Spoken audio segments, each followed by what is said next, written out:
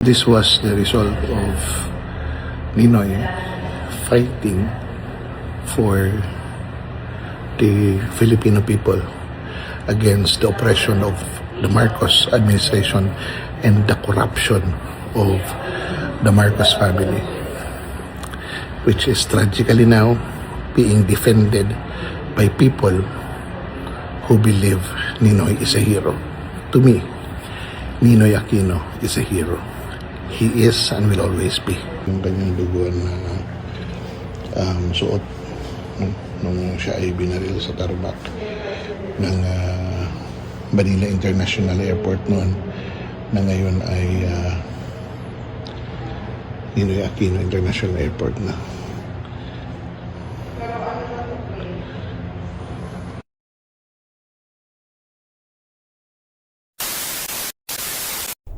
Ngayon ay August 21, 2026 at ngayon ay sineselebrate ang anibersaryo ng kamatayan ni Ninoy Aquino.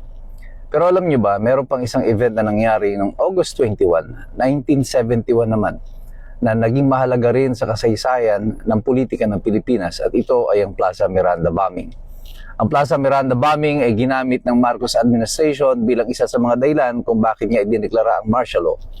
At ang kamatayan naman ni Ninoy noong August 21, 1983 ay naging dahilan ng pagbagsak ng rehimen ni Marcos noong 1986. Parehong petsa, parehong simbolo ng paglaban at pakikipaglaban sa rehimen ni Marcos. Pero sa kasalukuyan, tila ang August 21 ay magkakaroon ng identity crisis.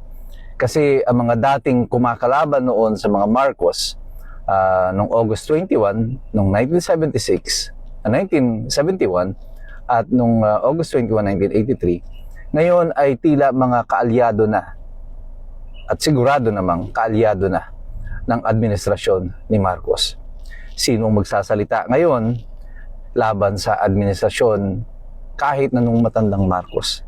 Sino magsasalita laban sa administrasyon ng kasalukuyang Marcos?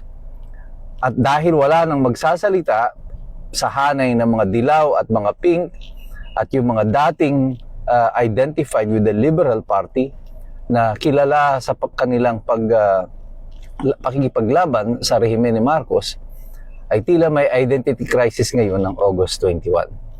Kasi kahit na ang isa-celebrate mo ngayon ay ang paninindigan laban sa pang-aabuso ng rehimen ni Marcos sa panahon ng martial law, na pwedeng idikit mo sa kaparehong pang-aabuso sa kasalukuyan ng nakaupong Marcos, ay parang wala nang saysay ngayon itong August 21. Anong klase ng celebration ang gagawin ninyo? Yan ang dilema na meron tayo sa kasalukuyan. Pero tayong lahat na nakakaunawa ng kasaysayan, tayo na patuloy na naninindigan, tayong lahat ay patuloy na magmasid, tayo ay makialam, at lahat tayo patuloy tayong magsipag-aral.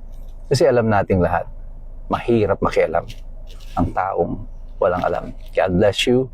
God bless us all. Mabuhay ang Republika ng Pilipinas. We are the resistance. Sikat na gud Atty. Ligutan. Oy, nasa rin Atty. Ligutan. Pag ma-acquit si Sara Duterte sa impeachment trial, magkakaroon ng people power. Wow. Di gawin ninyo. Waray ka mo ebidensya, no? Wala kasi silang ebidensya. Kaya appeal to the emotion na lang. Ano ka ba, Atty. Ligutan? Theater arts o abogado? Nabulig ka ng politika. Madalagan ka gyap ka, senador. Ibang klase, no? Bringing up controversial statement from a lawyer who is trying to prosecute the vice president in the impeachment trial at the Senate.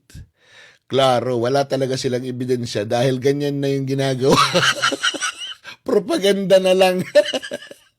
Kakasuhan kita ng grave threats. You are threatening the Filipino people who believes that Sara Duterte is the solution to our country's problem. O, di ba? Maraming naniniwala kay Vice President Sara na pag ito ay maupo, makukulong lahat ng mga amo mo. Lahat. Walang exemption. Hindi katulad ngayon, pinipili lang. At ay niligutan, I admire your tenacity. I admire your patience. But I do not admire your politics. Stay away from politics, di ba? Diyan ka na lang sa pagiging abogado. Total, okay naman ang boses mo. Hirap gayahin. Sayang ang bayot. O hindi ko sinasabi na ano siya. Kayo talaga, mga comment ninyo Ingat. Abay, galit pala si Congressman Percy Sindanya dahil daw ginawan siya ng karikature na tabingi. Abay, masama ba yun? Kung joke-joke lang yun? Kayo nga, Percy Sindanya, kayo nila Castro, nagsusunog kayo ng effigy. Itsura ng tao, ginagawa nyong karikature tapos sinusunog nyo, mga king ina ninyo, tapos ngayon mapipikon kayo. King ina, mga balat sibuyas ang puta. Ang titigas ng mukhang magsalita na magnanakaw kahit walang ebidensya. Drawing lang na tabingi, galit ka na.